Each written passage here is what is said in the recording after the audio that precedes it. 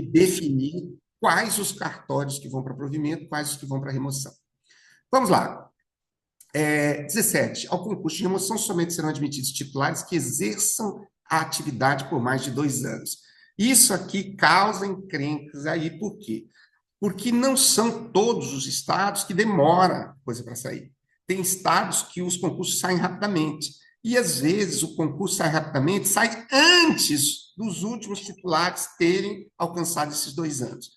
Então, acaba dando aquele tumulto, mas não há nada que se possa fazer. Se não atende esse requisito, não pode fazer o concurso de remoção.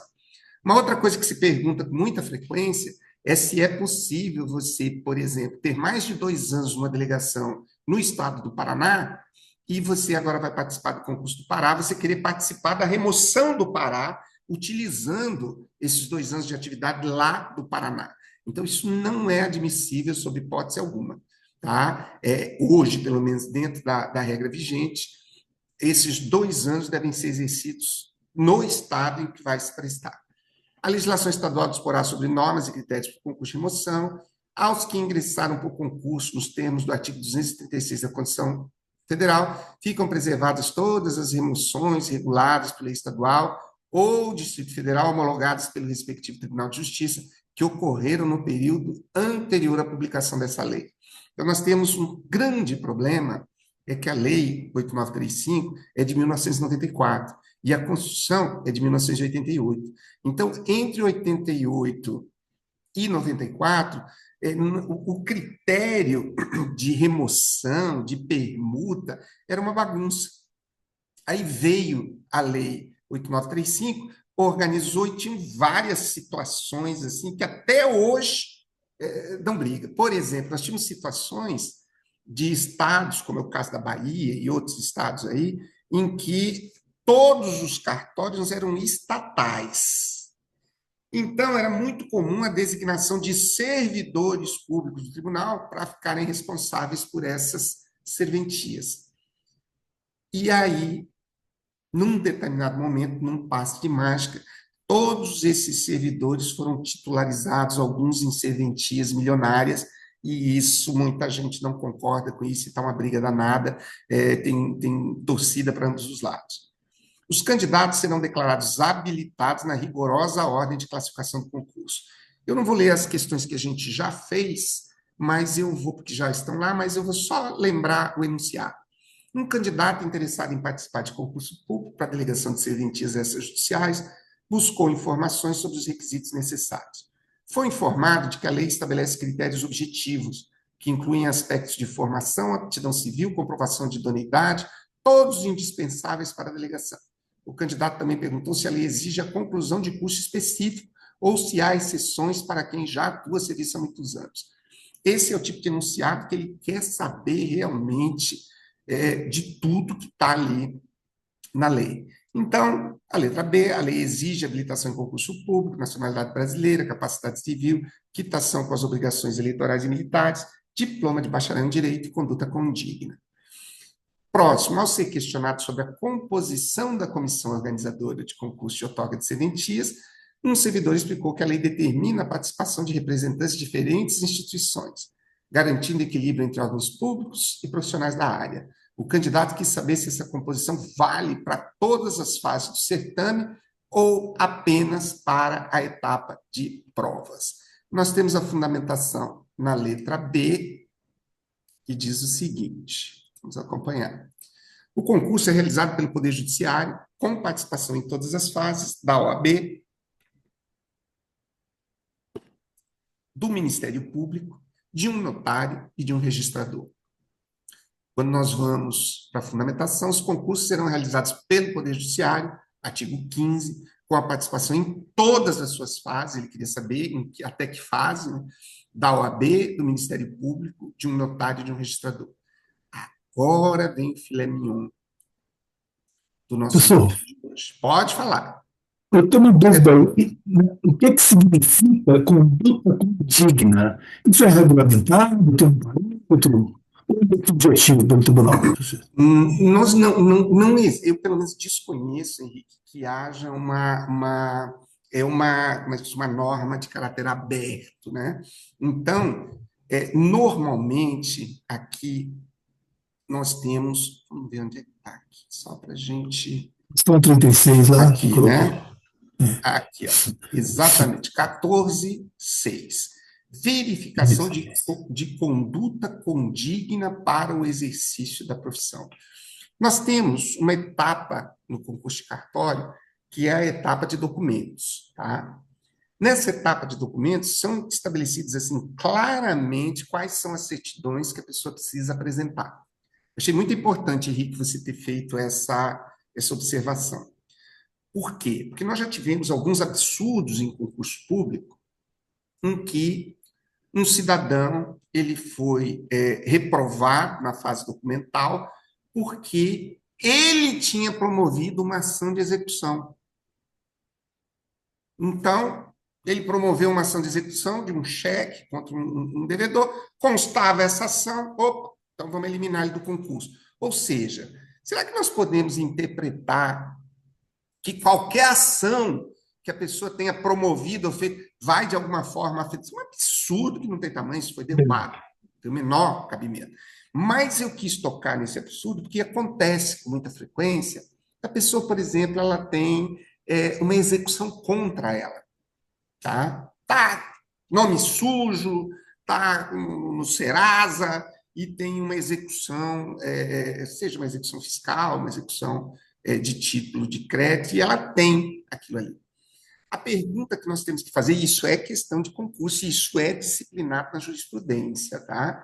Que é o seguinte, se a pessoa não conseguir apresentar uma certidão negativa no que diz respeito, por exemplo, a protesto, ou então, ela seria eliminada do concurso, vamos entender uma coisa aqui, tá? Quando nós estamos falando de protesto, tá? Nós estamos falando de uma situação que está muito relacionada à atividade. Você pode vir a ser um tabelião de protesto. Então, me parece um tanto quanto contraditório que uma pessoa que tenha 40 protestos num cartório de protesto e apresente uma certidão com com esse naipe aí de protesto, não seja considerada uma conduta conflitante com o exercício da atividade. Mas é completamente diferente se a pessoa, por exemplo, é ré numa ação de cobrança, se ela é ré numa ação de execução, coisas que não estão relacionadas de forma alguma com o exercício da profissão. Então, tem se consolidado o entendimento jurisprudencial no sentido de que, se qualquer elemento que descaracterize uma certidão negativa não tiver uma relação direta com o exercício da atividade, e que não, é possível que alguém consiga provar que ter protestos em seu nome não caracteriza uma conduta condigna em relação. Eu, particularmente, acho um pouco difícil, mas não bato martelo em relação a essa questão. A pergunta que o Henrique fez foi: existe um rol taxativo? Normalmente, Henrique, é esse rol taxativo de elementos que precisam ser comprovados, ele vem na relação de documentos. A própria Resolução 81 estabelece quais são as certidões que precisam ser apresentadas. Então, existe uma objetividade sob esse ponto de vista. Pouco espaço se dá para subjetividade. Quando coloca a subjetividade no meio, que dá esse problema de algum iluminado achar, porque a pessoa promoveu uma ação de execução com alguém, ela não tem contra alguém, ela não tem condições de exercer atividade. Isso é um absurdo sem tamanho. Professor, Então, posso fazer duas observações, por por gentileza? favor, Denis, agora eu Boa preciso noite, mesmo que vocês falem. Boa noite. boa noite a todos. Isso. Um exemplo, Henrique, que aconteceu no meu caso, quando estava nessa fase de documentos, né? Foi solicitado aqui no estado do Paraná a indicação de, se eu não me engano, 5 contatos do meu convívio ou que me conhecem profissionalmente, né? Então, por exemplo, eu indiquei o contato do magistrado que eu trabalhava na vara, do promotor que eu tinha contato, de um advogado que era um conhecido meu e de 2 parentes, né? Então, completei a lista lá, encaminhei. De todas essas pessoas, eu tive a confirmação de que eles ligaram para um dos contatos. ligaram para essa advogada de que eu indiquei e perguntaram se me conhecia, da onde que conhecia. Ela falou que conhecia do fórum, né, como eu trabalhava lá. Perguntaram se eu sempre tratei com forma profissional, como que era o meu tratamento no trabalho, e ela passou as informações e encerrou por ali. Foi bem, bem rapidamente. Então, às vezes a gente acha que é algo meio, que é um mito, né? Mas pode acontecer de fazer esses contatos aí. E o segundo ponto só que eu queria passar, professor, que teve um julgamento do STF, Sim. num recurso extraordinário, salvo engano, foi em 2023 esse julgado, que decidiu por maioria, o plenário do STF decidiu em sessão que condenados, isso com relação à condenação criminal, tá? Condenados aprovados em concurso público podem ser nomeados e empossados, desde que não haja incompatibilidade entre o cargo a ser exercido e o crime de conflito. Por exemplo, vai assumir um cargo público, mas responde criminalmente por um crime contra a administração pública. Provavelmente vai ser eliminado, né? E um segundo conflito seria que não haja incompatibilidade nos horários entre a jornada de trabalho e o regime de cumprimento da pena. A vida, eu não sabia disso, Denis. Muito É legal. verdade, eu li. Aham, é. Isso, Eu Dani, foi boa desconheço. essa ressalva dele. Importantíssimo. Certo? Então, era isso que eu queria passar para os colegas. Denis, caso você tenha essa decisão, se você quiser Isso. disponibilizar no grupo lá para a gente, muito legal. Muito qualificada essa informação. Eu vou Muito colocar o link da notícia do próprio STF. Aí lá tem o número ótimo. do recurso extraordinário. Ótimo. E sabe que isso assim, é tão fina essa informação que é muito comum a pessoa que não está informada a respeito dessa decisão se chocar, né? Com a pergunta, se uma alternativa que traga condenado criminalmente pode exercer delegação? O que o senso comum diz para a gente, né? Se você não está informado. Então, isso é muito importante. Bem legal, Denis, essa contribuição. Legal mesmo. Nossa. Todos que puderem trazer aí para a gente. Então, deixa eu ver, determina a participação de representantes. Vamos mais adiante, né? Prepostos aqui. Os notários e os oficiais de registro poderão, para o desempenho de suas funções, contratar escreventes, dentre eles escolhendo os substitutos, tá? E auxiliares como empregados, com remuneração livremente ajustada e sob regime da legislação do trabalho. Isso aqui, aparentemente, parece uma coisa simples, né? Os notários e os oficiais de registro poderão, para o desempenho de suas funções, contratar escreventes. O que examinador costuma perguntar? O juiz tem que autorizar a contratação, né? Existe uma limitação do número de escreventes? Vamos falar do regime de interinidade, que é completamente diferente, aí sim, mas no regime de delegação, não. Né? Então, a contratação de escreventes é livre. Dentre os escreventes, escolhendo os substitutos. Isso é algo que eu vejo que algumas pessoas aprendem, sentem uma certa dificuldade em relação a isso. Por quê? Porque é muito comum algumas pessoas, quando estão começando ou que não entendem direito, entenderem que existe um substituto no cartório, porque quem precisa ser substituído é o delegatário. Mas quando a gente vem aqui no artigo 20, a gente fala em os substitutos. Então, nós temos que entender que os substitutos, você pode ter tantos substitutos quanto você acha que a administração, a organização demanda.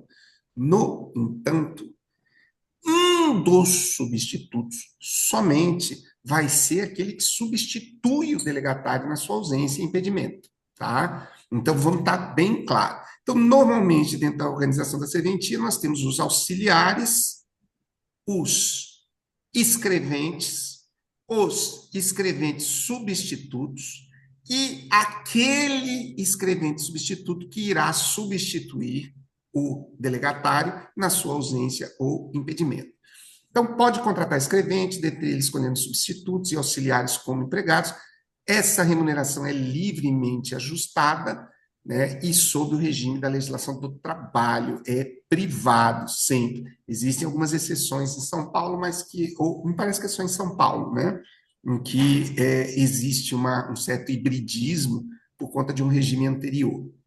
Parágrafo 1º. Em cada serviço notarial de registro, haverá tanto substitutos, escreventes e auxiliares quantos forem necessários. Essa é a limitação, a critério de cada notário ou oficial de registro. Aqui, parágrafo 2º. Os notários e os oficiais de registro encaminharão ao juízo competente os nomes dos substitutos. Isso aqui é uma coisa muito importante, varia um pouquinho de estado para estado, mas nós temos que ter em mente que, embora o delegatário ele não tenha nenhum tipo de ingerência do Poder Judiciário na contratação, na definição de salário, ele precisa, pelo menos aqui no Estado do Pará, nós temos essa regra, que toda contratação precisa ser comunicada para a corregedoria. Tá? Eles precisam saber quem está dentro do cartório e quem age nessa condição. Então, os notários e oficiais de registro encaminharão ao juízo competente os nomes dos substitutos. Vamos ficar bem? Aqui está falando só dos substitutos. Aqui, no caso, nós temos a regra de comunicação de todos. Terceiro, os escreventes poderão praticar somente os atos que o notário oficial de registro autorizar. Isso aqui é que explica a designação que nós vemos com uma certa frequência de escrevente autorizado. Como isso é uma coisa muito... Então, quer dizer, professor, que quando eu contrato escrevente, ele não só pelo simples fato de ser escrevente, ele não pode sair praticando ato? Não. É preciso que haja um ato, tá? Deixa eu ver se tem algum áudio aberto. É preciso que haja algum ato, tá? Determinando, aqui, pelo menos no Estado do Pará, existe essa determinação objetiva, né, que o ato, que pode ser uma portaria dentro do cartório, que determina quais são os atos que o escrevente pode praticar, ou auxiliar também, né? Professor, no caso do substituto legal, não precisaria, porque ele, em tese ele poderia praticar todos os atos, né? Aí tem uma discussão sobre testamento e tal, mas os demais substitutos e escreventes, aí precisaria ter essa delimitação no âmbito interno da serventia, é isso? Olha, eu acho que faz sentido o que você está falando, Denis. Eu não sei se no Código de Normas de vocês tem alguma isenção no tocante ao escrevente substituto. Eu vejo uma lógica cristalina no que você falou. Ora, se eu tenho um substituto que, na minha ausência, tem que praticar todos os atos, né, em meu nome, não faz sentido eu delimitar quais os atos que eles têm que praticar. Né? Então, eu acho que faz muito sentido o que você falou. Aqui, no caso, no Estado do Pará, nós comunicamos de todos. Tá? Embora eu realmente não observei, né, se há uma especificação, uma isenção expressa do substituto, ou seria uma decorrência lógica, né, aqui o que nós informamos que nós temos esse fulano substituto e está autorizado a praticar todos os atos. Não sei se isso é necessário, se faz sentido ter que especificar isso, ou se isso decorre diretamente de lei. Achei interessante a sua colocação. Tá? Então, em regra, pode falar. Falou uma coisa que me chamou a atenção. Você disse, você tem auxiliares, escrevente substituto e aquele escrevente substituto que vai substituir em caso de ausência, né, do titular. Exatamente. O Denis se referiu, acho que é você falando substituto legal. Então, esse seria um substituto legal, não pode dizer? Exatamente. E sempre entendi. acrescentar, Henrique, o substituto legal, que substituirá, porque essa designação substituto ela precisa ficar bem clara, né? Que tipo de substituição nós estamos falando? Os substitutos, de modo geral, eles substituem os delegatários na prática dos atos, né? Podem praticar atos autorizados. Já esse substituto, que podemos chamar de substituto legal, é aquele substituto que vai substituir o delegatário nas suas ausências, tá? E vai substituir nos seus impedimentos. Então, uma reflexãozinha que cabe aí e quando o delegatário não está ausente, né, as atividades desse substituto. Nós poderíamos traçar um paralelo do prefeito e do vice-prefeito, né? Então, o vice-prefeito vai substituir o prefeito quando ele estiver ausente. Então, ele tem uma ação objetiva na ausência. Mas agora, e na presença, ele continua substituindo. Então, são ilações que a gente pode fazer, não são tão relevantes, mas o mais importante desse assunto aqui é nós conhecermos essa hierarquia, né, do auxiliar, do escrevente substituto. Então, quer dizer, professor, que um escrevente pode ser substituto ou não? Pode, exatamente. Haveria uma diferença, essa aí eu não saberia responder. Haveria alguma diferença objetiva em termos de atribuições entre um escrevente substituto, que não é o substituto das ausências do delegatário, e um escrevente que não é substituto? Eu confesso que nunca parei para pensar nisso, mas é uma boa, é uma boa reflexão, tá? Vamos avançar para a gente fazer alguns exercícios bons aqui sobre isso. O gerenciamento. Então, professor, a gente acabou de ler um negócio. O que eu preciso ter em mente aqui? Se nós começarmos a refletir, nós vamos achar muita coisa, mas o examinador costuma pegar algumas coisas aqui, ó. 21. O gerenciamento administrativo. Então, existe um gerenciamento administrativo dentro da serventia, né? A responsabilidade é de quem? É do Poder Judiciário ou é do titular? Está claro que gerenciamento administrativo e financeiro de serviços é de responsabilidade exclusiva, né? Inclusive no que diz respeito às despesas de custeio, investimento e pessoal. Cabendo-lhe estabelecer normas, condições e obrigações relativas a atribuições de funções e de remuneração de seus prepostos, de modo a obter a melhor qualidade na prestação de serviço. Esses elementos, né, custeio, investimento e pessoal, costumam ser os elementos mais desafiadores. Isso também, acho que vale a pena registrar aqui, acaba sendo assim, os desafios que o exercício da delegação apresenta, às vezes não estão previstos pelo candidato. Desafios, por exemplo, quanto à infraestrutura do lugar, da região que ele vai morar. Então, hoje, se você escolher um cartório na região sudeste, no sul, até mesmo a centro-oeste, a chance de você pegar uma... Centro-oeste ainda, em alguns lugares, deixa a desejar. Mas a chance de você pegar um local assim, com uma infraestrutura adequada é boa. Mas se você já vem para a região nordeste, já vem para a região norte, a possibilidade de você pegar um lugar assim, com uma infraestrutura precária, então isso vai representar uma dificuldade complicadíssima. Então, por exemplo, você exercer delegação numa cidade ou próximo a uma cidade onde tem um curso de direito, isso significa que seus estagiários normalmente são alunos de direito, existe toda uma conexão. Agora, se você mora no interiorzão aqui do Pará, que você não tem um curso de direito à disposição, você vai ver que o perfil dos seus escreventes é um pedagogo, né? Eu tenho na minha equipe uma contabilista, duas pedagogas, e são excelentes funcionários, porque recebem treinamento para isso. Mas pensa o tempo que você leva para você conseguir montar uma equipe adequada dentro dessas condições. Tá? Outra coisa, lidar com recursos humanos, com investimento, isso representa, na maioria das vezes, desafios intransponíveis para algumas pessoas. Muitas delas saídas do serviço público, acostumadas, né? Eu já fui servidor, fui oficial de justiça, quer dizer, você chega, está tudo limpinho, a continha de luz está paga, está tudo, né? Tem que ter em mente que no exercício da delegação, você é responsável, você que acende e apaga a luz, é você, tudo acontece ali dentro do cartório por conta da capacidade gerencial administrativa. Então, por exemplo, delegatários, isso é muito comum, delegatários assim que às vezes têm problemas de ego, sabe, de fofoca, sabe, de se meter na vida, isso cria uma tragédia dentro da equipe. Então, nós temos que desenvolver assim, mecanismos de gestão que tornem o trabalho fluido, que as pessoas se sintam felizes de trabalhar. Isso aí realmente é desafiador. Isso não está previsto em nenhum edital. Artigo 22.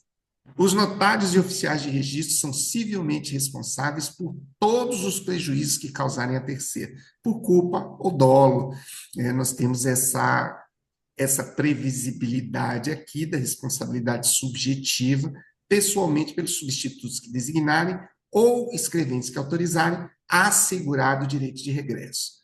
Prescreve em 3 anos a pretensão de reparação civil, contado o prazo da lavratura do ato. Que nós precisamos ficar atentos aqui. Esse assunto, ele já está, vamos dizer assim, batido. Então, normalmente, não é mais sobre a responsabilidade subjetiva do delegatário que as perguntas incidem, mas elas querem saber como fica a responsabilidade do Estado, como fica a responsabilidade do notário e do registrador. Tá? Então, nós temos que. É possível você demandar hoje diretamente o notário, o oficial de registro, sem demandar o Estado? Qual é a opinião de vocês? Quem já está estudando esse tema?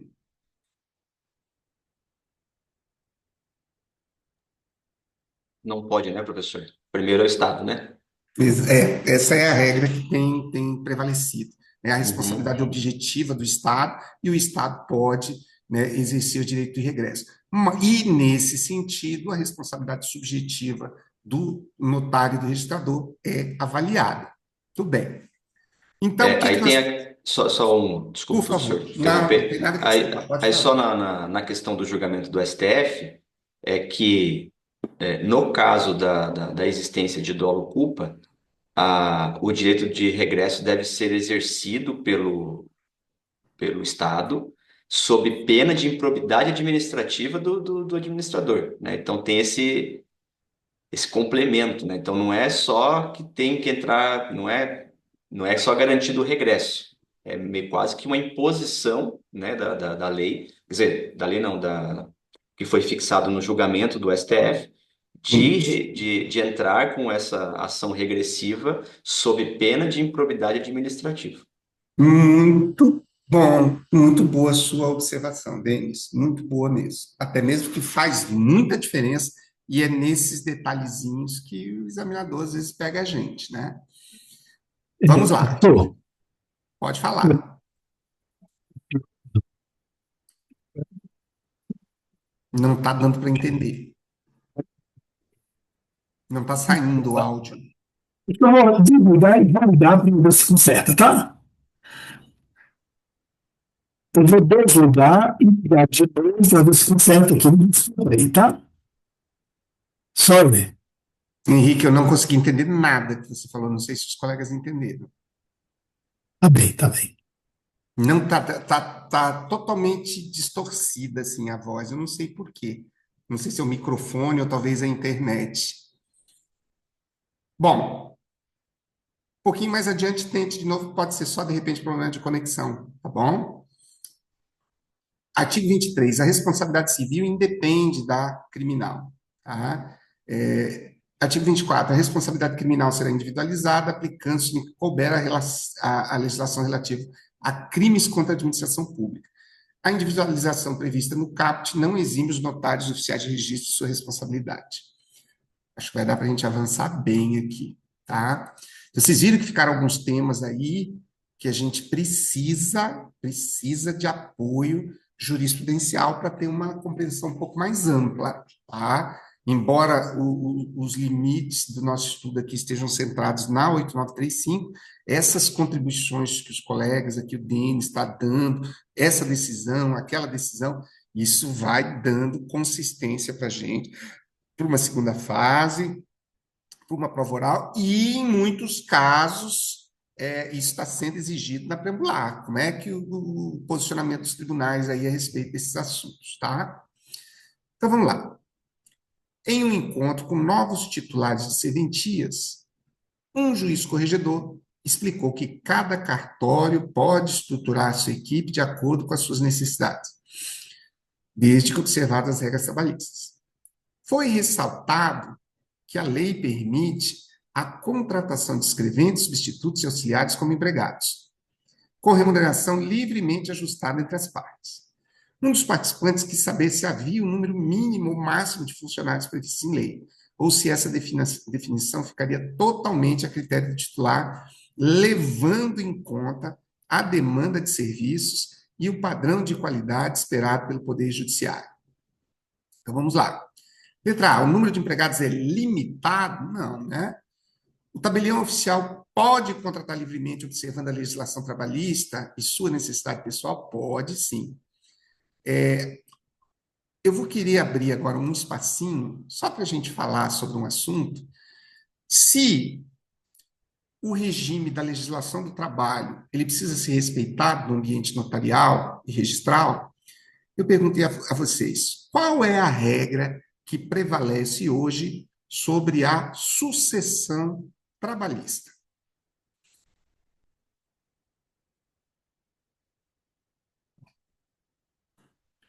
Tem uma situação, quando eu assumi o cartório aqui, achei muito interessante. Havia uma situação assim, extremamente complicada no cartório, porque nós tínhamos um interino e me dou muito bem com ele, por sinal. Mas havia algumas coisas nessa interinidade que estavam um pouco complicadas. Um exemplo, a interinidade, ela, uns 8 anos antes de... Olha só as situações que a gente pega aí Brasil afora. O interino tinha um funcionário lá que trabalhava há muito tempo, esse funcionário botou uma pressão e, na ocasião, foi feito um acordo trabalhista, sei lá que tipo de acordo, onde ficou estabelecido, eu tive acesso a esse acordo, quem vê isso, até Deus duvida. Esse acordo trabalhista ficou estabelecido que o funcionário teria direito, vitaliciamente, a 5% do faturamento do cartório. Não satisfeitos com essa... Tá brincando, né, professor? Estou te falando, eu tenho esse documento ainda. E, além disso, foi acordado que o cartório ficaria responsável por pagar um plano master para ele e para toda a família, uma coisa mais ou menos assim. Quando eu entrei em exercício, o interino me chamou e disse assim, olha, nós temos um abacaxi aí para resolver. Eu falei, é mesmo? Bora resolver então. Qual é o abacaxi? Aí ele me passou toda a situação, né? E aí eu falei assim, olha, tem um jeito de resolver isso tranquilamente. Aí, qual é? Eu falei, dê o seu jeito. Eu não tenho nada a ver com isso. Se você vai pagar, se você vai botar... Eu não tenho nada a ver com isso. Ah, tá. E aí ficou por assim. Aí também houve uma outra proposta que eu... Aqui entra a pergunta que eu fiz. Eu falei das regras de sucessão. Ele chegou para mim e disse assim, olha, eu quero dar uma dica que eu já tenho funcionários experimentados aqui, tá? E eu ficaria muito feliz se você pudesse aproveitá-los para eles não ficarem desempregados, bonitinho. Eu falei, tranquilamente. Vamos só estabelecer o seguinte, você faz uma rescisão com eles e faz uma homologação em juízo, tá? Que eu contrato todos eles sem problema algum. Aí perderam o interesse na hora. Não sei o que não quiseram mais trabalhar comigo quando eu fiz essa exigência. Por que será? Qual é a regra que prevalece? Qual é a regra de sucessão trabalhista que prevalece hoje nos cartórios? Agora você está me escutando, professor? Perfeitamente agora, Henrique. Ai, que bom, obrigado, viu? Bom, eu vou falar sobre essa pergunta que o senhor falou agora, Sim. até porque eu trabalho na Justiça do Trabalho, né? Há Olha muitos anos. aí. Diga Mas lá. aquela hora eu queria te dizer que eu estou ansioso pela reunião sugerida aí pelo Denis e o senhor pela Life, contando a história, o histórico de vocês, antes de entrar, depois que entrar, isso vai ser maravilhoso para nós, né? Vamos fazer isso e logo, Não tá? é? Agora, quanto à sucessão trabalhista, pelo que eu sei, vivo isso aqui, né? E há um tempo fui secretário de audiência, fui diretor de secretaria, fui. Então, eu vivenciei isso muitos anos. Quanto ao que eu sei pela experiência, é que a sucessão, ela só se o substituto, se as pessoas começarem a trabalhar com o novo titular. Se começou um dia que seja, aí o contrato prossegue, né? Aí você fica responsável por uma nova rescisão, você mandar embora no outro dia, já em tese. Sim, mas se nem um dia não há continuidade, trabalhava para o interino, para o titular anterior. Isso eu não quis, né? E aí, quando o senhor faz essa proposta de fazer uma rescisão completa lá e continuar, se a pessoa está de boa fé, se eu trabalho num cartório, o senhor vem e assume, e eu acerto com o anterior, não foi o que eu queria, não, mas eu tenho chance de continuar empregado naquilo que eu faço, no que eu gosto, até por um salário melhor, né? Então, aí é uma coisa muito esquisita, né? Muito estranha o pessoal não querer, né? Nós temos, você tocou num ponto aqui, Henrique, que é a responsabilidade do delegatário anterior e a responsabilidade do interino, né? Porque nós temos na É. interinidade, ele é um preposto, né? Então, em regra, a responsabilidade total do cartório é do Estado, né? Então, ainda tem isso, né? Exatamente. Então, em tese, mas eu sei lá como é que eles fizeram esse rolo, eu não quis nem saber. Então, essa situação você arrematou de maneira perfeita. Se houver a contratação dos funcionários anteriores, há sucessão trabalhista, sim. Se não houver contratação, não há sucessão trabalhista. Pode parecer uma coisa de fácil resolução, mas experimenta vocês assumirem uma serventia no interior do estado do Amazonas e experimenta você dispensar a sua equipe assim, de uma hora para outra para montar outra equipe. Qual é o tamanho do desafio? Então, são situações assim extremamente delicadas que às vezes você não tem escolha, né? Ou se fizer a escolha de não contratar por conta de não ter incomodação, pode ter um outro tipo de incômodo que é você, né, ter que lidar com funcionários não tão...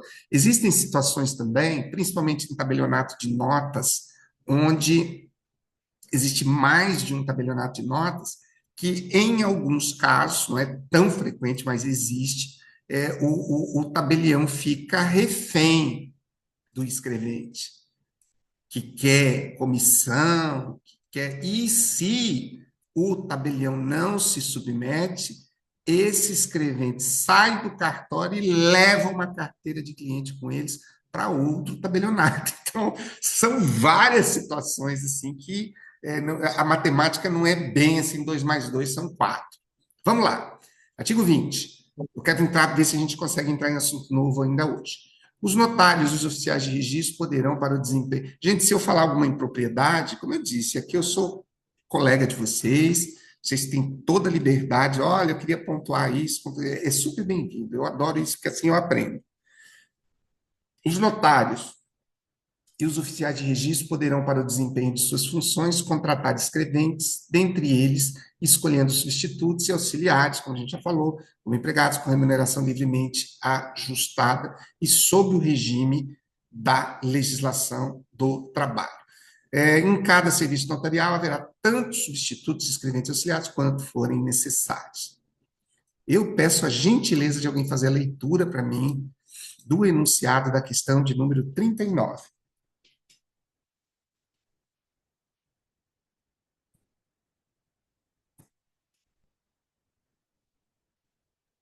Posso ler, professor? Por favor, Henrique. Vamos ver se agora estão ouvindo, né? Em, Perfeitamente. obrigado. Em uma correição anual, o juiz responsável pela fiscalização das serventias constatou que um cartório mantinha substitutos atuando sem que seus nomes estivessem registrados junto à autoridade competente. Ao ser questionado, o titular afirmou que essa informação constava apenas em sua pasta administrativa interna, entendendo não haver obrigação de comunicação externa. O corregedor, então, explicou que a lei exige a comunicação formal dos nomes dos substitutos ao juízo competente, a fim de garantir transparência e controle sobre quem pode praticar atos em nome do titular. À luz das normas aplicáveis, assinale a afirmativa correta. Letra A. Não há exigência de comunicação formal sobre os substitutos.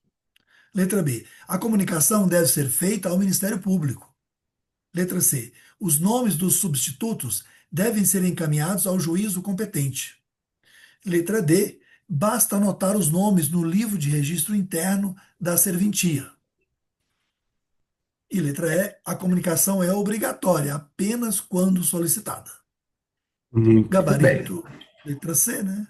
Letra C, deixa eu só marcar aqui rapidinho. Então, vai ter a correta, os nomes dos substitutos devem ser encaminhados ao juiz competente. Pode ler a fundamentação para nós, por favor, Henrique? Na versão artigo 20, os notários e os oficiais de registro poderão, para o desempenho de suas funções, contratar escreventes, Por favor, desculpa. dentre eles escolhendo os substitutos e auxiliares como empregados, com remuneração livremente ajustada e sob o regime da legislação do trabalho. Parágrafo 2º. O primeiro não tem, não? Já deixou ser o primeiro, né? Os notários e os oficiais do registro encaminharão ao juízo competente os nomes dos substitutos. 68935. Muito bem. Tudo bem, então vamos para 40. Quem pode fazer a leitura para nós da 40, por favor?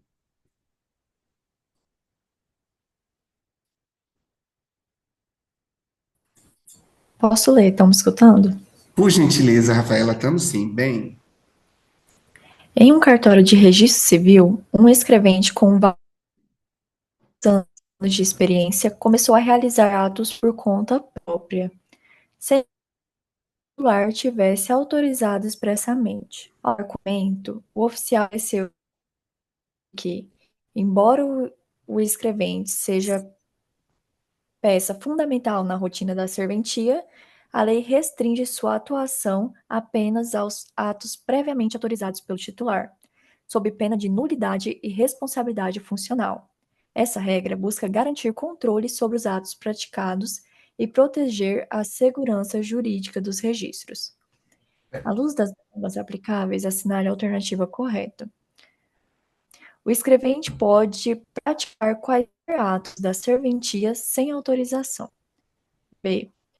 O escrevente só pode praticar atos autorizados pelo notário ou oficial de registro. Esse é o gabarito. C. A autorização é necessária apenas para os atos que envolvam valores. D. A lei não disciplina a atuação dos escreventes. E. O escrevente pode lavrar testamentos nos tabelionatos de notas. Gabarito B. Fundamentação, artigo 20. Os notários e os oficiais de registro poderão, para o desempenho de suas funções, contratar escreventes, dentre eles escolhendo substitutos e auxiliares como empregados, com remuneração livremente ajustada sob o regime da legislação do trabalho. Parágrafo 3º. Os escreventes poderão praticar somente os atos que o notário ou oficial de registro autorizar. muito bem, muito obrigado. Vamos então para 41. Alguém poderia ler para a gente? Posso ler, professor? Por favor, Denis. Só uma observação bem rápida, professor. Fique à vontade, não precisa ser rápido. Não, essa questão que às vezes alguém pode ter alguma dúvida, como assim autorizar atos, né? Então, só a título de exemplo, num tabelionato que nós lavramos escrituras e também fazemos, né, no balcão atendimento de reconhecimento de firma e autenticação de documentos, nós podemos nomear um escrevente para que faça reconhecimentos de firma e autenticação de documentos, mas não lavre escrituras públicas e procurações, por exemplo. Tá? Perfeito. Então, restringe a atividade. 41. Durante treinamento em um tabelionato de notas, um substituto recém-nomeado perguntou se poderia lavrar testamentos públicos sempre que fosse solicitado, mesmo com o titular presente. O tabelião explicou que, de modo geral, o substituto pode praticar todos os atos que lhes são próprios, inclusive simultaneamente com o titular. No entanto, existe uma exceção expressa. Nos tabelionatos de notas, a lavratura de testamentos é vedada ao substituto, mesmo com autorização do titular, para preservar a formalidade e a solenidade do ato. À luz das normas aplicáveis, assinale a alternativa correta. O substituto pode lavrar testamentos se autorizado pelo titular. Letra B. O substituto não pode lavrar testamentos em tabelionato de notas, ainda que autorizado. Letra C. O substituto só pode lavrar testamentos na ausência do titular. Letra D. O substituto tem todas as competências do titular, sem exceções. Letra E. A lei não trata dessa matéria. Gabarito letra B. Fundamentação artigo 20. Os notários e os oficiais de registro poderão, para desempenho de suas funções, contratar escreventes, dentre eles escolhendo substitutos e auxiliares como empregados, com remuneração livremente ajustada e sob o regime da legislação do trabalho. Parágrafo 4º. Os substitutos poderão, simultaneamente com o notário ou oficial de registro, praticar todos os atos que lhes são próprios, exceto nos tabelionatos de notas, lavrar testamentos. Gostaria de comentar essa exceção aqui. Essa exceção aqui, ela prevalece se um notário autorizar o seu escrevente a lavrar testamento. Esse ato pode ser invalidado e esse titular pode ser responsabilizado? Qual a opinião de vocês a respeito disso? Pessoal, eu penso que isso aí depende, né? Por exemplo, eu sou titular, preciso fazer uma viagem, participar de um evento lá em Paris, e fico lá 15 dias, uma semana. Deixo o meu substituto legal. E como que ele não vai lavar o testamento nesse período? Eu acho que deve ser lido aí com grande com exceção, não pode ser assim, uma regra muito estanque, no meu ponto de vista de quem não entende nada de registro, nem de notas. Mas alguém entenderia muito bem, Henrique. Você colocou um ponto aí que eu achei bem esclarecedor. Mais alguém poderia dizer algo a respeito? Gente, essa interpretação aqui, quando a gente estuda a respeito dela, alguns autores dizem que o Código Civil revogou isso aí, tá? E eu, particularmente, não quero nem entrar nessa polêmica, eu, particularmente, prefiro seguir o que a legislação diz e o que o meu Código de Normas diz, tá? Então, o que que nós precisamos saber aqui é que a redação do artigo 8935 especifica a vedação da lavratura de testamento, tá? Por substitutos. É isso, nós estamos estudando o 8935. Eu acho que, oportunamente, nós podemos aprofundar um pouco mais esse tema. Eu vejo que existem, eu já vi código de normas que autoriza, tá? Ou não veda a lavratura de testamentos por substitutos. Então, é um assunto que agora, nesse momento aqui, nós vamos nos restringir ao texto da lei, tá bom? Só se alguém quiser fazer alguma observação que possa mudar esse posicionamento. Professor, eu acho que para fins de prova, por exemplo, como nós estamos estudando, né, se a redação da prova tiver de acordo com a Lei 8935, nós temos que respeitar o que está expresso na legislação, né? Agora, se Exatamente. for de forma genérica, como o professor comentou, tem o artigo 1864 do Código Civil, o inciso 1, diz assim: são requisitos essenciais do testamento público ser escrito por tabelião ou por seu substituto legal. Exatamente. Então, eu até nesse sentido do que está escrito, eu até de certa forma concordo com o que o Henrique passou, né? De que essa ou seu substituto legal seria exatamente nas situações em que o substituto ou seria impedido, o titular seria impedido ou estivesse ausente da serventia, né? Então, porque pode ser que chegue aqui para eu queira lavrar um testamento na minha própria serventia. Quem que vai lavrar? É o meu substituto, não eu, né? Então, eu teria que ser obrigado a procurar um outro tabelionato para fazer o meu próprio testamento, né? Então seria essa uma dúvida que também a gente paira aí, mas que tem esse dispositivo no Código Civil, como o professor falou, tem muitos entendimentos de que os doutrinadores entendem aí que essa redação da 8935 tenha sido superada pelo dispositivo do Código Civil. Achei perfeita isso. Professor, só complementando, eu concordo com o Denis, né, que a gente precisa observar o comando da questão. Mas, por exemplo, essa questão do impedimento e ausência vai muito do Código de Normas, porque no Mato Grosso, por exemplo, é permitido ao substituto lavrar testamentos, independente do tabelião estar ausente ou estar impedido. Então, permite a atuação simultânea. Então, depende muito da Perfeito. prova que a gente está fazendo, né? Muito bem observado, Rafaela. Rafaela, você não quer ler para nós o 42, por gentileza? Leio sim. Por gentileza. Numa inspeção de rotina, verificou-se que, na ausência do titular, nenhum substituto havia sido formalmente designado para responder pelo cartório. O titular argumentou que qualquer substituto poderia assumir quando necessário, mas a equipe de fiscalização esclareceu que a lei exige a nomeação expressa de um substituto específico para responder pela serventia nos casos de ausência ou impedimento, assegurando clareza na sucessão temporária e evitando disputas internas. Assinar a alternativa correta. Letra A. É obrigatória a designação de um substituto para responder pela serventia nas ausências e impedimento do titular. Esse é o gabarito. B. A designação é opcional e pode ser feita apenas quando conveniente. C.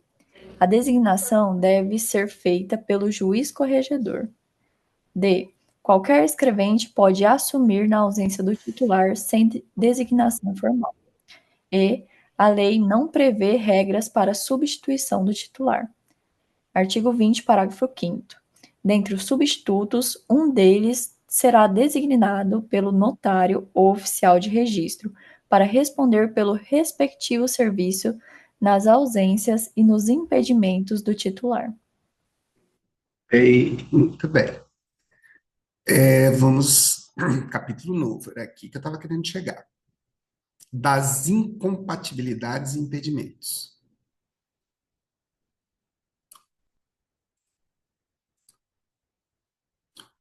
Artigo 25. O exercício da atividade notarial e de registro é incompatível com a da advocacia ou da intermediação de seus serviços ou de qualquer cargo, emprego ou função, públicos ainda que em comissão. Parágrafo 2º. A diplomação, na hipótese de mandato eletivo, e a posse nos demais casos, implicará no afastamento da atividade. Artigo 26. Não são acumuláveis os serviços enumerados no artigo 5º.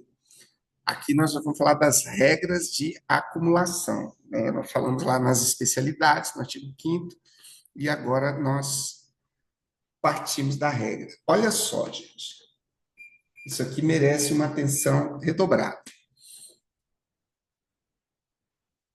A regra é de que os serviços não são acumuláveis. Tudo bem. No entanto, o parágrafo único diz o seguinte: poderão, contudo, ser acumulados nos municípios que não comportarem, em razão do volume do serviço ou da receita, a instalação de mais de um serviço.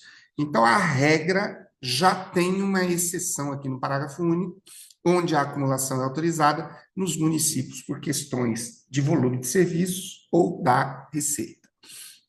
O 27. No serviço de que é titular, o notário e o registrador não poderão praticar pessoalmente qualquer ato de seu interesse ou de interesse de seu cônjuge ou de parentes na linha reta ou na colateral, consanguíneos ou afins, até o 3º grau. Eu achei muito interessante que tanto o Denis quanto o Henrique trouxeram exemplos aí bem contundentes sobre a questão da impossibilidade do substituto lavrar testamento, né? E uma dessas hipóteses que até o Denis falou nela, que é justamente essa, né? O registrador não pode praticar pessoalmente, mas ele pode praticar, podem ser praticados atos na serventia dele, desde que não seja ele, né, que esteja praticando. Então, nesse caso, se ele quisesse fazer um testamento na serventia dele, não poderia. Então, há sim, pela própria 8935, hipótese em que é perfeitamente possível, a meu ver. Quem pode fazer para nós a leitura do 43? Da questão 43.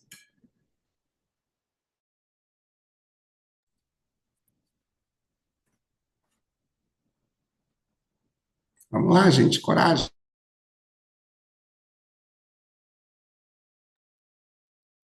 Posso ler outra vez, se precisar. Nos auxilie. Um tabelião, que também possuía inscrição na OAB, foi advertido pela Corregedoria de que poderia exercer simultaneamente as duas atividades. O profissional alegou que atuava apenas de forma esporádica como advogado e que isso não prejudicava sua função notarial. No entanto, foi esclarecido que a incompatibilidade é legal e absoluta, abrangendo inclusive atividades ocasionais ou por comissão, assim como qualquer cargo, emprego ou função pública. À luz das normas aplicáveis, assinale a afirmativa correta. Letra A. É permitida a advocacia paralela ao exercício de atividade notarial. Letra B. O exercício da atividade notarial é incompatível com a advocacia, intermediação de serviços ou qualquer função pública, ainda que em comissão. Letra C. Apenas cargos públicos efetivos são incompatíveis. Letra D. A incompatibilidade vale apenas para funções remuneradas. Letra D. É permitida a advocacia desde que no mesmo município. Gabarito letra B, já marcado. E a fundamentação, artigo 25. O exercício da atividade notarial e de registro é incompatível com o da advocacia, o da intermediação de seus serviços ou o de qualquer cargo, emprego ou funções ou função públicos, ainda que em comissão. Obrigado, Henrique. Bem boa. Vamos lá para a próxima. Questão de número 44. Quem pode ler para a gente?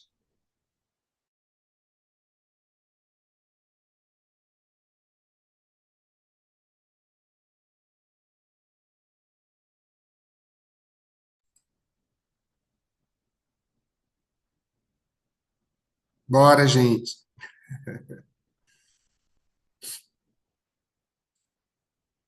44. Um registrador foi eleito vereador em seu município e, após a diplomação, questionou se poderia continuar a exercer suas funções na serventia.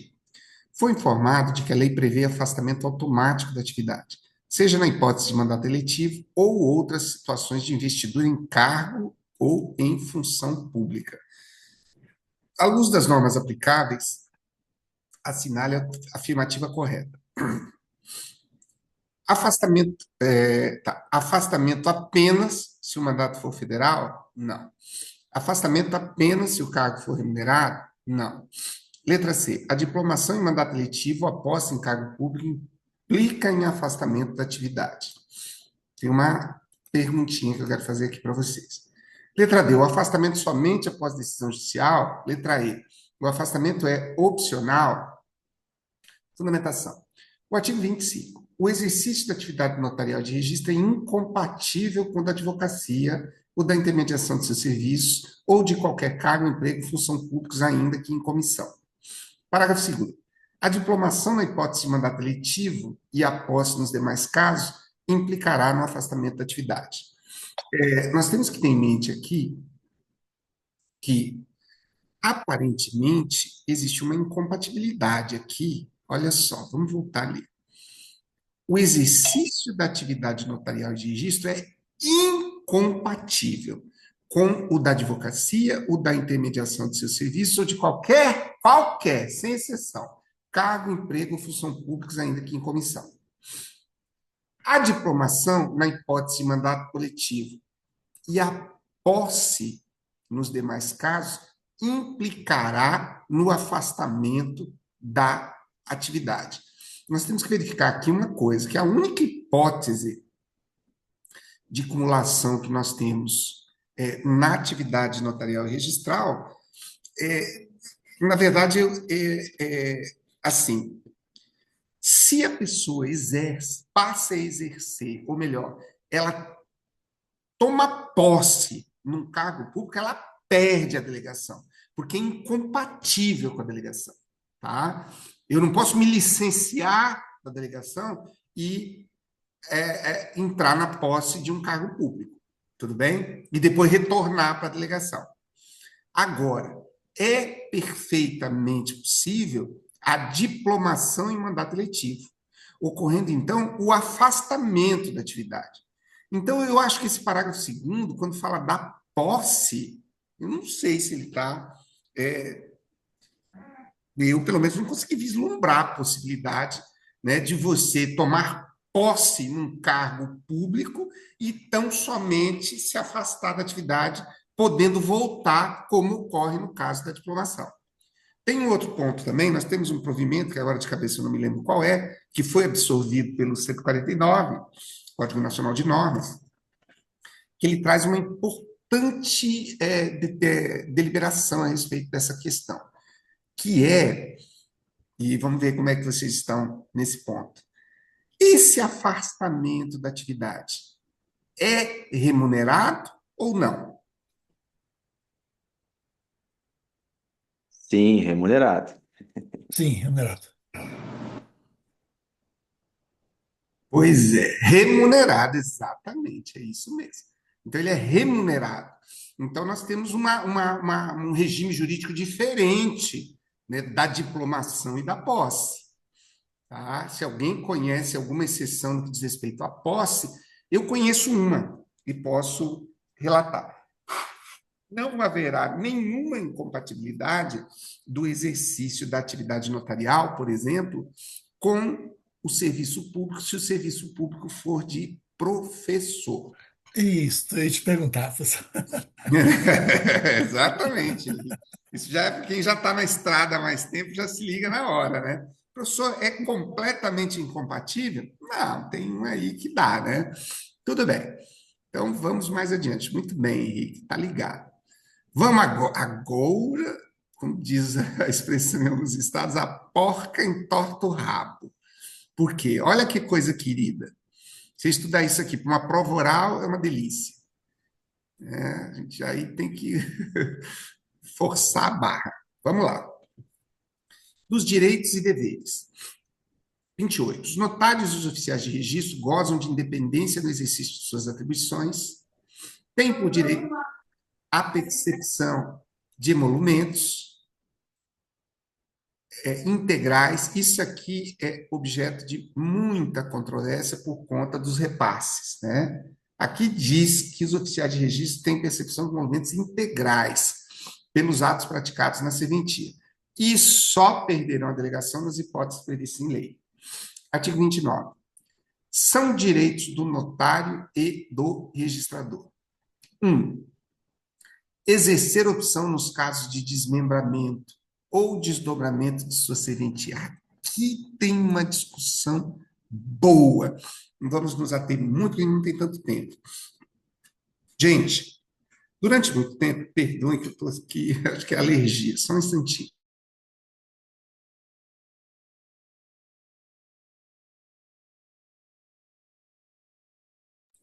Olha aqui.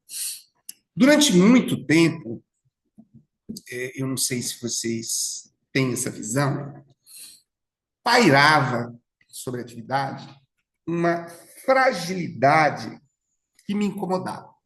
Eu não sei se incomodava a todos, mas a mim incomodava bastante. E ainda eu vejo que tem gente que tem medo disso.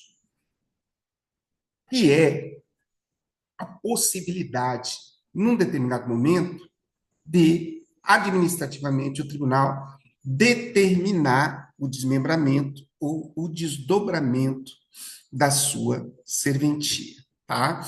Então, normalmente a diferença entre desmembramento e desdobramento está associada à localidade, né? O desdobramento sendo dentro da mesma comarca e o desmembramento com a criação de uma nova comarca, pelo menos essa é uma das regras.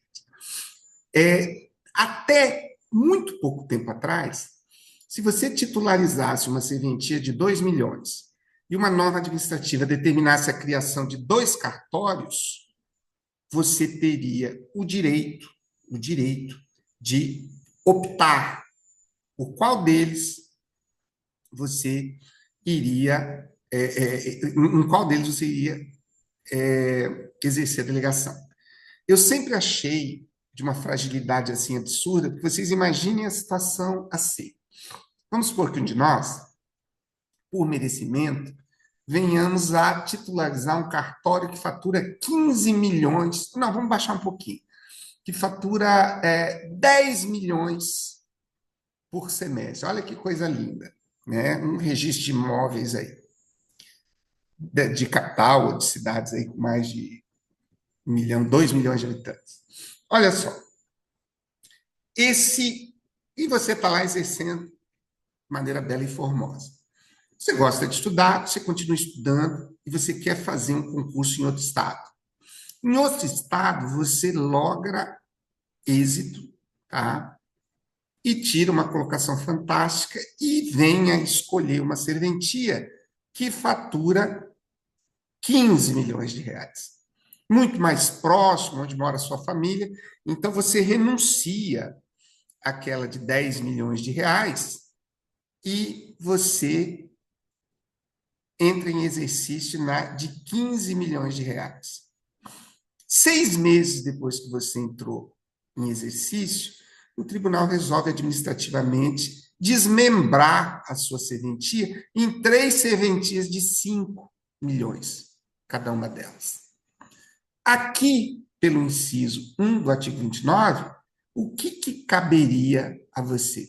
Exercer a opção, os demais, as serventias desmembradas, iriam, então, ser interinizadas e, posteriormente, disponibilizadas para concurso. Vocês perceberam o nível de fragilidade? E eu faço parte de um grupo, nem sempre vitorioso, que eu, particularmente, acho que o direito adquirido num concurso público é coisa séria. Se você fez uma escolha, você fez uma escolha por parâmetros objetivos de faturamento, tá? Mexer no seu cartório com isso, com o exercício da atividade em andamento é extremamente complicado. Mas essa fragilidade, ela agora no concurso do Espírito Santo, ela ganhou uma outra conotação. Inclusive, ocorreu um PCA lá no Espírito Santo que deu uma interpretação diferente para esse inciso 1, tá? Inclusive, não é muita gente que sabe que é um provimento relativamente recente, tá? Coisa de 1 ano, 2 anos atrás, em que o CNJ assentou o entendimento de que, quando ocorre o desmembramento, você ainda permanece com direito de opção, como diz a Lei 8935.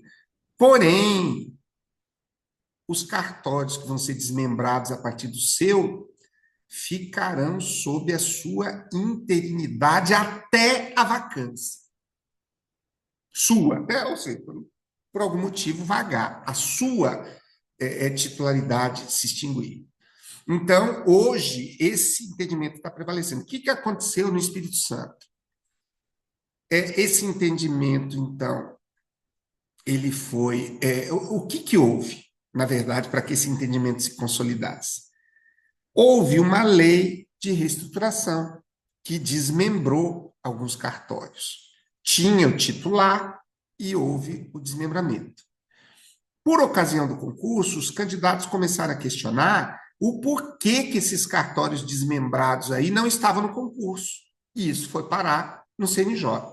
E o CNJ se posicionou dessa forma que eu acabei de mencionar, que dá uma interpretação diferenciada para o inciso 1. Vocês entenderam isso? Ficou claro? Então, muita gente não Professor, entende. eu não li a decisão direito, mas o que eu tinha entendido, aí o professor, pelo que o professor entendeu, falou, já não é da forma que eu entendi. Mas eu havia entendido que enquanto não vagar, não poderia efetivar o desmembramento, enquanto não entrasse na vacância. Mas que no fim dá a mesma coisa, né? Então, ou seja, o tribunal reestruturou e não pode simplesmente abocanhar um pedaço do cartório ali, abrir um outro e disponibilizar no concurso, prejudicando aquele que, como o senhor falou, passou no concurso e assumiu aquela serventia no estado em que ela se encontrava na época do Exa- certame, né? Exatamente. E olha, foi bom você ter mencionado isso, dentro, porque dá uma diferençazinha, né? Por quê?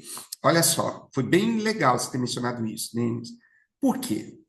Porque até vale a pena dar uma olhada melhor na decisão. Já faz um tempo que eu li.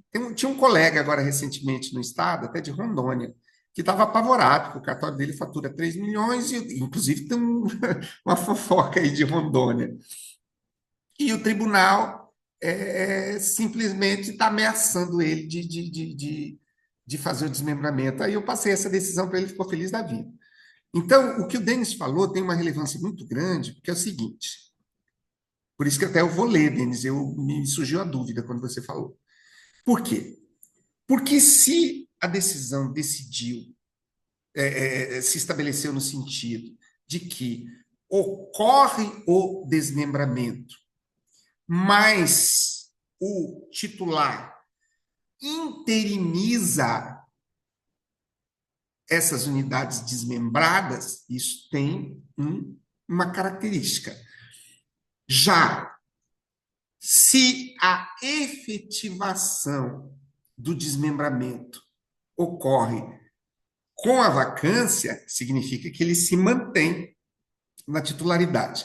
Eu achei muito bom, Denis, você ter mencionado isso, porque eu conheço outros exemplos, como o caso do Pará, em que ocorreu isso alguns anos atrás, em que foi exatamente, mas só que foi dada essa interpretação através da lei, tá? Que os cartórios realmente, eu conheço essas leis aqui do Pará, eles são desmembrados, mas eles não são desmembrados automaticamente e interinizados. Eles são desmembrados, mas permanecem unificados até a vacância, quando então o desmembramento ocorre. E me parece que a decisão lá é no sentido que você falou mesmo. Muito bem E observado. o desdobramento, professor, poderia diferenciar ali, por gentileza? Normalmente se coloca, pelo menos é doutrinário, quando ocorre a divisão de uma serventia que não resulta na criação de uma nova comarca, nós estaríamos diante do desdobramento, tá? Tem uma coisa aqui que talvez seria isso, pelo menos essa é a diferenciação que eu conheço, tá? Que o desmembramento sempre acaba gerando uma. Não sei até que ponto. Foi pelo menos isso que eu li recentemente. Aqui Alguém tem quiser um caso no acrescentar? Paraná.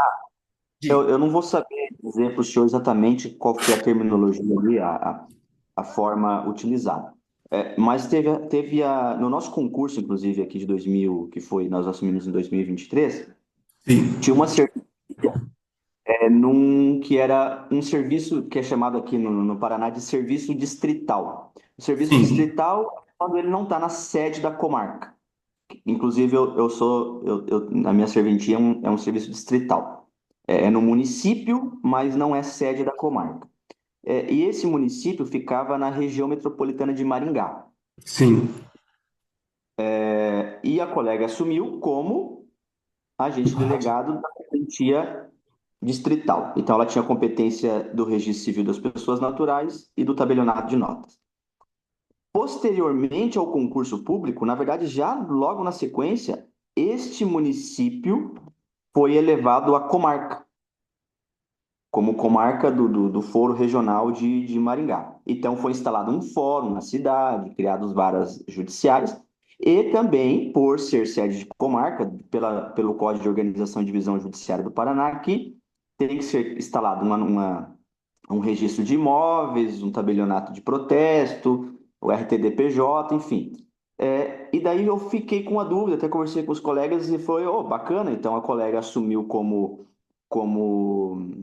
serviço distrital, então agora ela pode escolher o registro de imóveis. E a resposta que eu tive dos colegas foi que ela não pôde escolher o registro de imóveis, que foi criado. Ela teve que escolher entre o registro civil e o tabelionato de notas, somente. E daí realmente foi criado duas serventias diferentes. E ela ficou com notas. E a justificativa foi que os imóveis do município dela, em sua totalidade, eles estavam dentro da competência de um dos registros de imóveis de Maringá. Então, todos os imóveis do município dela, então vamos supor, Maringá, vamos supor, tem 5 registros de imóveis. Então, todos os imóveis do município dela estavam no 5º registro de imóveis. E daí, como todos os imóveis daquele município iam sair da competência daquele registro, quem teve a opção de escolher em qual serventia ficar foi o registrador de imóveis de Maringá. Se ele queria ficar com os imóveis remanescentes da circunscrição de Maringá, ou se ele queria migrar para o registro de imóveis da cidade, da comarca vizinha, que abrangia os imóveis dele, os imóveis do registro dele. E me parece que ele migrou. Ele foi para a comarca vizinha. Algo que aconteceu. Isso sim, foi o que eu conversei com colegas, inclusive um registrador de imóveis que me relatou essa situação. Interessante. Eu fiz uma consulta aqui, Denis, que é exatamente o que eu falei. O desmembramento, ele implica na criação de uma nova comarca, e o desdobramento ocorre dentro da mesma comarca. Agora, eu achei até oportunamente, Denis, se você não se importar, de repente até no privado, eu queria entender um pouco mais eu confesso assim que eu não captei todas as nuances do caso que você falou. Sabe por quê? Porque eu adoro, eu me divirto fazendo questões, desafios. Nos grupos sempre estou colocando umas coisas assim cavernosas. E esse aí é um caso extremamente interessante. Pelo menos eu achei, tá? Porque cria uma triangulação aí de exercício de direito à opção que não é tão usual, né? Bom, vamos lá. Exatamente, exatamente. Interessante. Vamos lá. 2, já estamos quase terminando. Compete, então, o exercício de direito de opção, então vamos ficar ligados aí nessa questão, né, da permanência da titularidade até a vacância para que ocorra a... Nós temos situações, também acho que vale a pena pontuar isso, tá? Aqui no estado do Pará foi motivo assim, de briga de foice, uma situação. Nós temos aqui, não sei se nos demais estados ocorre esse fenômeno, mas a situação de sede de comarca, ou melhor, nós temos uma comarca que envolve vários municípios, tá? E aí nós temos o registro de imóveis na sede da comarca. Então, aquele município que fica mais distante, a população daquele município, quando quer fazer registro de imóveis, precisa dirigir à sede da comarca. O problema é que aqui no estado do Pará, nós temos municípios dentro de comarcas em que a distância, às vezes, é superior a 500 quilômetros. Você imagina o que representa para uma população se deslocar até a sede da comarca para fazer um registro. Então, você já imagina como fica a situação fundiária desse município. Então, houve uma lei de reestruturação e houve, como eu disse, houve briga de foice aqui. Por quê? Porque o titular daquela serventia lá do município, dentro da comarca, que não é sede de comarca, ele ficaria muito satisfeito, e a população local também, se a circunscrição relacionada àquele município ganhasse um registro de imóveis. O problema é que esse registro de imóveis, ao ser criado, ele ia amputar uma parte da circunscrição do registro de imóveis da sede. Aí você entra naquela situação. Poxa, a pessoa passou no concurso, quando escolheu o cartório, faturava 2 milhões. Aí, no decorrer, tem uma reestruturação que tira uma parte da circunscrição para criar um registro de imóveis num município que não é sede de comarca. Então, no final, prevaleceu o direito adquirido desses cartórios de sede, ou seja, a situação não mudou. Quem estava nas cidades pequenas argumenta até hoje que quem perdeu de fato, além deles, não terem ganhado o registro de imóveis, mas quem perdeu foi a população.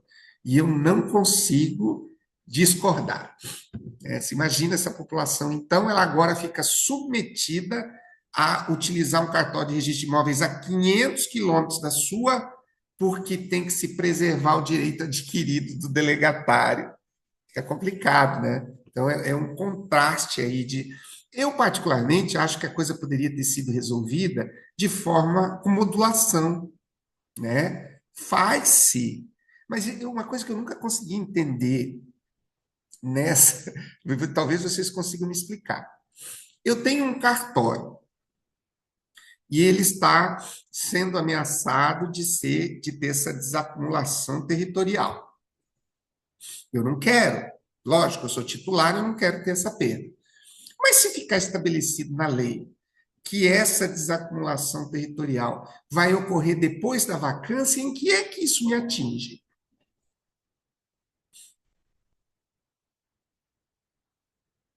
Vocês entenderam a lógica?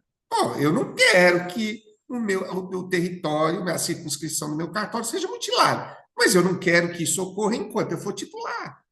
Agora, quando vagar a minha serventia, seja por que razão for, então eu acho essa solução da modulação mais razoável. Né? Você não vai tirar a parte da serventia do titular que está em exercício, quebrando a expectativa dele e o direito que ele tem de estar ali, mas você cria uma possibilidade de que isso ocorra com a vacância. Então, diante de uma situação que não vai mudar nunca, e de uma que vai mudar quando ocorrer a vacância, eu acho essa da vacância muito mais razoável. Mas aqui surgiu uma coisa, né, das pessoas não quererem a desacumulação, mesmo depois da vacância. E eu até hoje estou tentando entender por quê.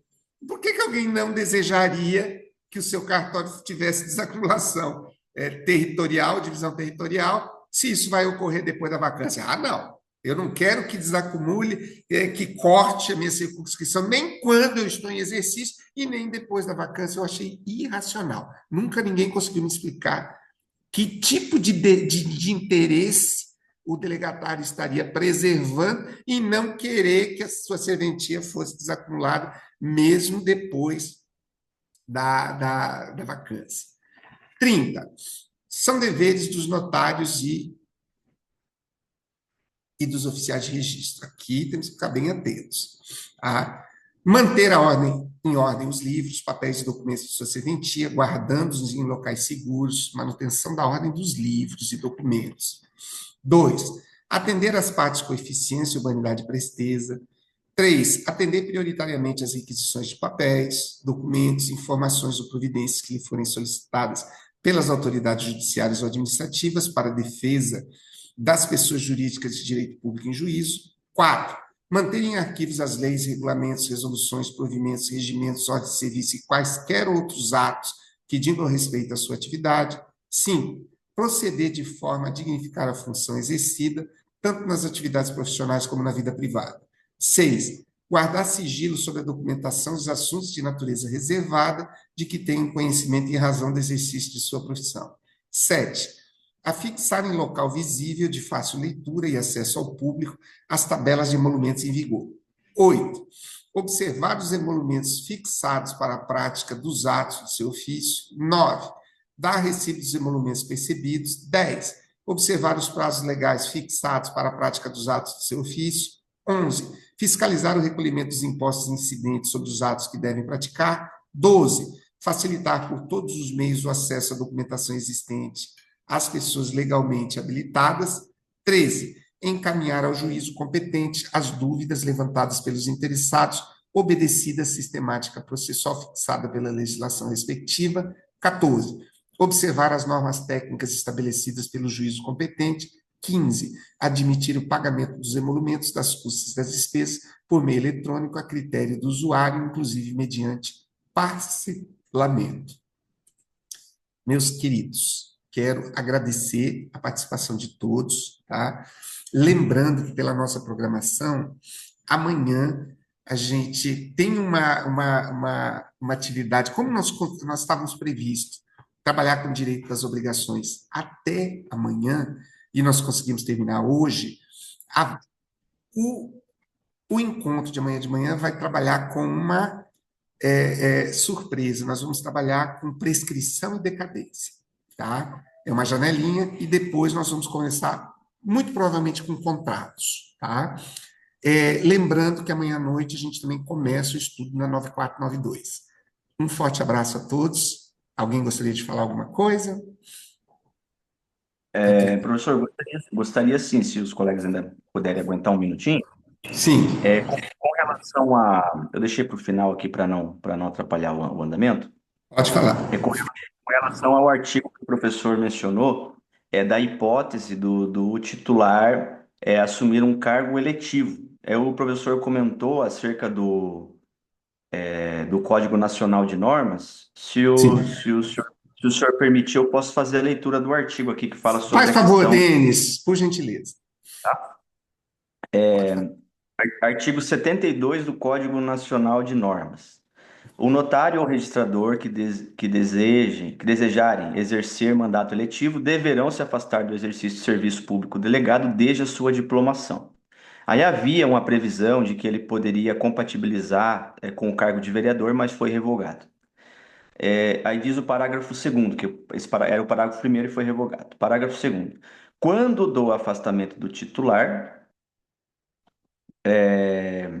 quando do afastamento do delegatário para o exercício de mandato eletivo, a atividade será conduzida pelo escrevente substituto com a designação contemplada pelo artigo 20, parágrafo 5º da 8935, que nós lemos lá.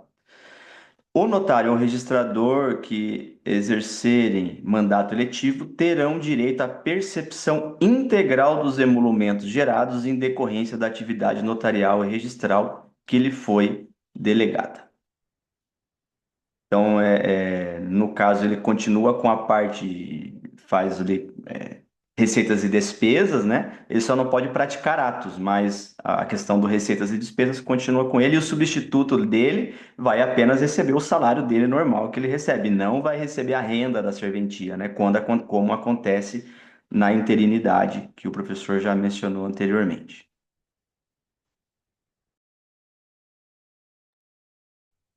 Tá no mudo, professor? Deu show aí, Denis, tá? Continuem colaborando. Esse tipo de colaboração enriquece o nosso estudo. E eu quero desejar uma boa noite a todos vocês. E amanhã estamos aqui de volta. Um forte abraço. Até amanhã. Abraço. Até amanhã, pessoal.